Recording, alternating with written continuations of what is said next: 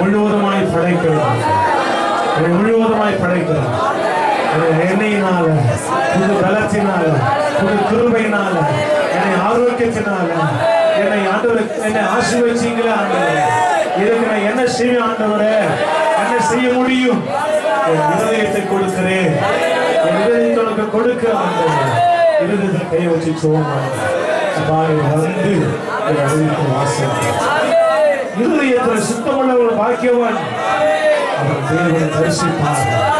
எனக்கு அந்த இருதயத்தை தேவனை சுத்தமாய் நீங்கள் வெளிப்படுத்தி சுத்தமாய் காத்திருச்சு நீங்கள் ஒப்பு கொடுக்கிற பொழுது அவர் நிச்சயமாய் அவரை நீங்கள் காண போகிறீர்கள். அவரை நீங்கள் காண போகிறீர்கள்.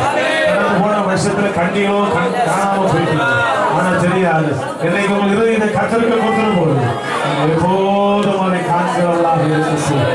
உங்களை எப்போதும் அவர் பார்க்கிறவராக இருக்கிறார்.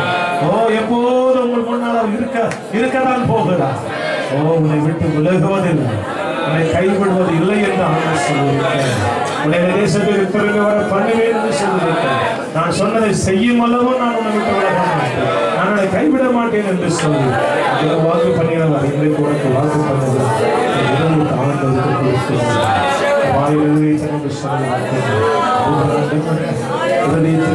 சுத்தமாக விரும்பி ஒப்பு கொடுத்தார்.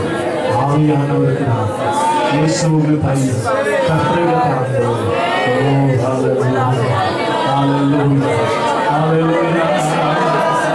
வேறு ஒரு ஆசை இல்லை இயேசு ராஜா, உம்மை தவிர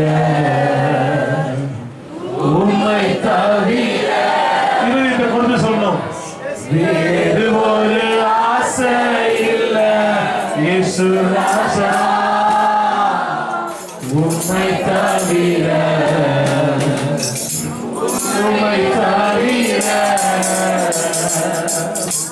சுகம் தந்தீரையா, பல தந்தீரையா. உண்மையா சொல்லுவோம், சுகம் தந்தீரையா, பல தந்தீரையா, பல தந்தீரையா. வேறு ஒரு ஆசை இல்லை உம்மை தவிர, உம்மை தவிர. வேறு ஒரு ஆசை இல்லை இயேசு ராஜா, உம்மை தவிர, உம்மை தவிர. ஆண்டவர் சொன்னார், நான் சாரோனின் ரோஜா, பள்ளத்தாக்கில் லீலை புஷ்பம்.